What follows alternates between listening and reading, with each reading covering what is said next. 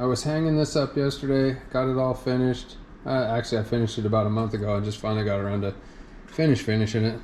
And then I put a hanger on the back of it, but it wasn't quite strong enough to do the job. And needless to say, something bad happened. So, I guess there's no use crying over spilled milk. We'll just get in and fix it. Right, Christina's in here today working on a project. Now let's have a look and see what she's got done. Hi, Christina. Hi. Anyway, Christina's working on a chair. So there it is. She brings over driftwood sometimes, and we turn it into other things. So stay tuned to see what this turns into. All right, looks pretty good. Little hand carving there, little chainsaw carving there. It's turning out pretty cool. Write in the comments what you think of that.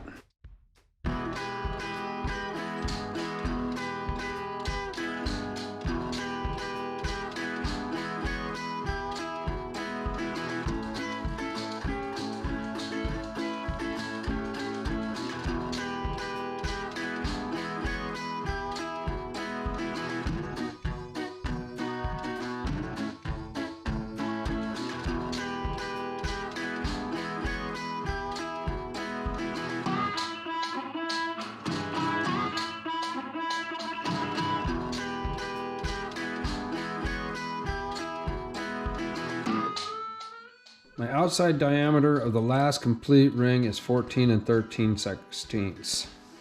I subtracted for the rabbet 3/8 on either side equals 3/4, and that comes to 14 1/16 minus an eighth for waist equals 13 15/16.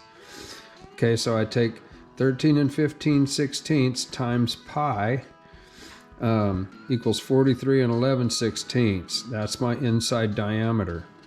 43 11/16 divided by 48 equals 15/16. 48 is the number of segments I want to use. So 15/16 short point of segments make a practice ring. This is the original practice ring I made when I first made the bowl. The practice ring was 14 1/4 inside diameter, so I made my real segments 7/8 instead of 15/16. That made my finished ring 13 7/8.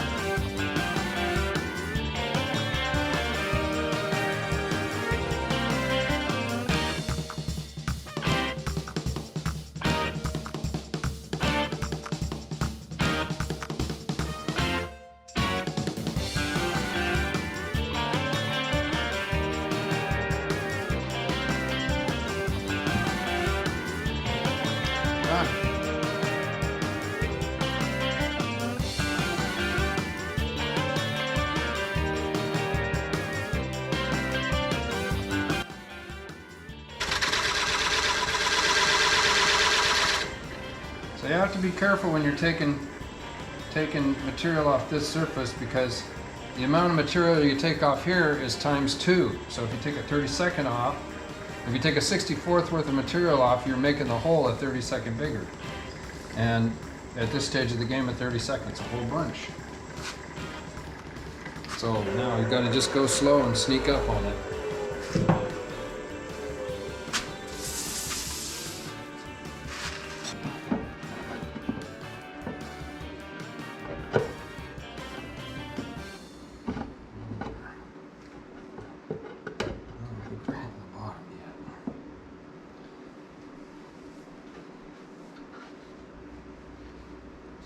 I think we're there, but I can't tell for sure.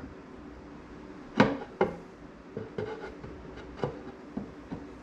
think I need to open it up just a teeny bit more. I think I'm deep enough to get it all in there. Yeah, if I open it up just a little bit more, I'm just going to set this down here. I don't have to go too far for it.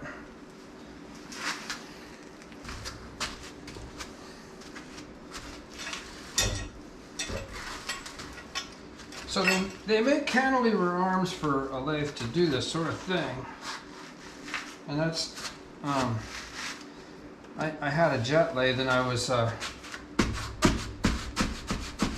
it had one, but I never used it because, and only for one reason that I did not use it, is because the vibration was so big.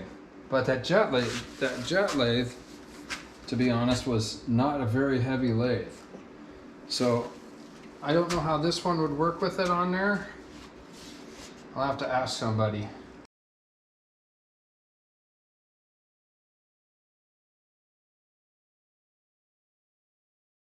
So maybe I took like a 64th out of that. So that'd make it another 32nd bigger. I wonder if that's too much. Let's find out. Excuse me.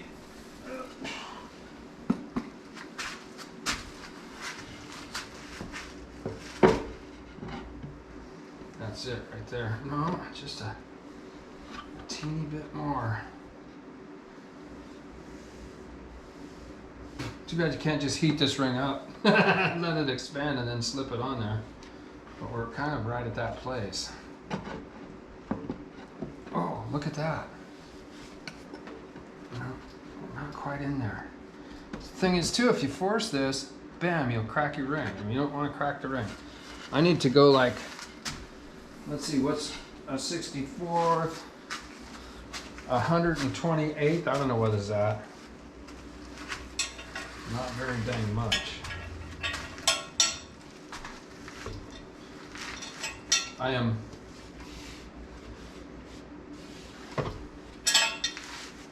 very close. I have to be careful because it's like if I take too much off now, and it isn't going to be very much,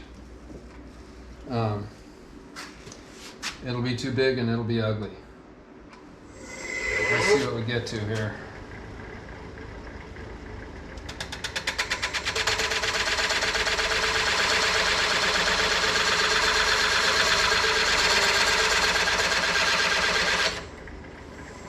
That might be it right there.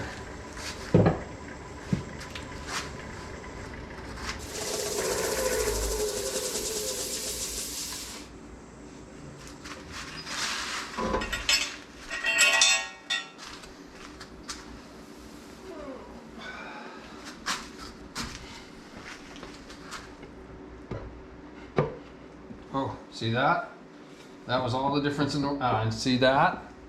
Just that little bit. Made that much difference. Well, we'll figure that out. We'll figure that out. Now, am I deep enough? What do I got to do here? I need to be a minimum of 5/16 deep. We got to go a solid 32nd deeper. On.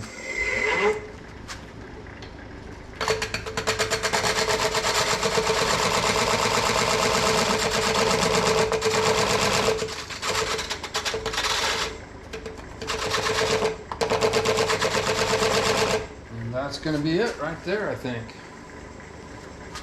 Maybe we'll just go a little extra.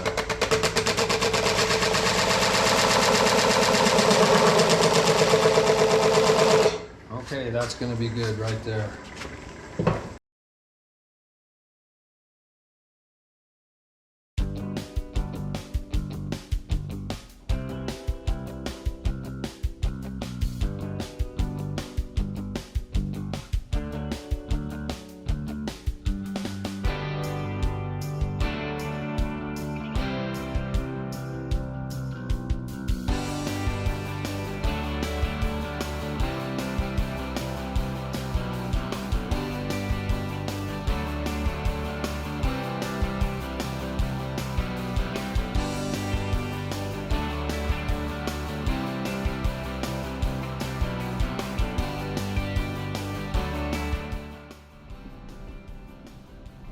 Here it is, the next day. We got the clamps off and the glue's dry.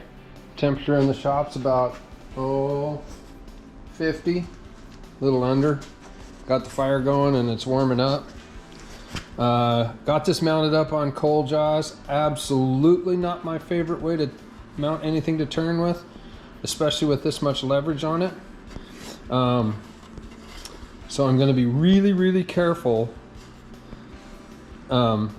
If I was over the ways, if I was over the rails, I could put the tailstock up against it, but I'm not there, so I have to do this very, very lightly. I have to cut very, very light with really, really sharp tools, and we'll see what happens. Hopefully it stays on there. I can only turn it at about 500 RPMs because that's, I think the coal jaws say 600, but maybe I'll go 600. We'll see. Anyway, we'll get ready and start turning on this thing.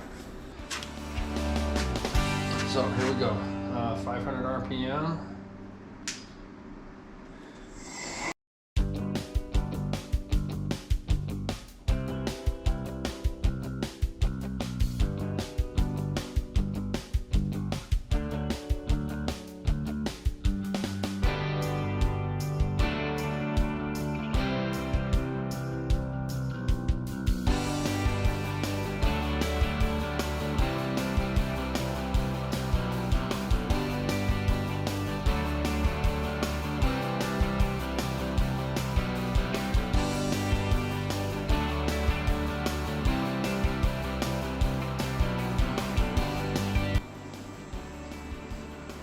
Alright, looks like we got all the bumps off the outside. Now let's see if we can bring it in and make something happen.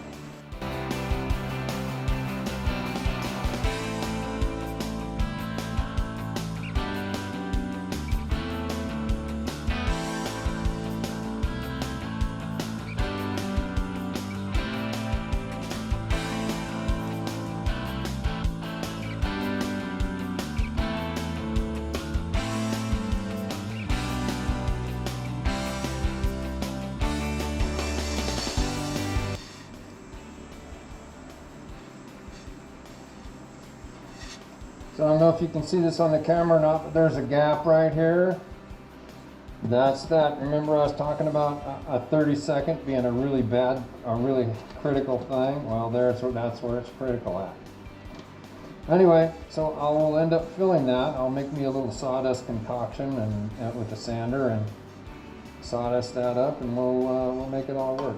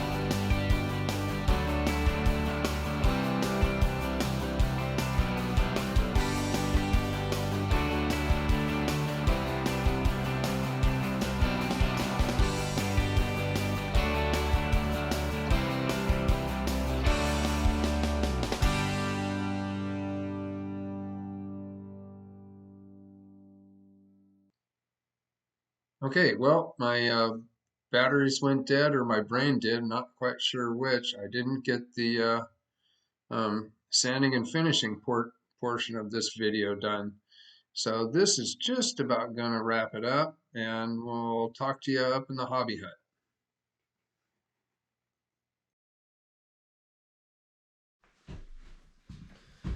Well, there it is. The repair's all done. We got this thing backed around again. No big chunk out of it. Uh, it was a pretty challenging little project. This whole piece is pretty challenging because every one of these rings is rabbited.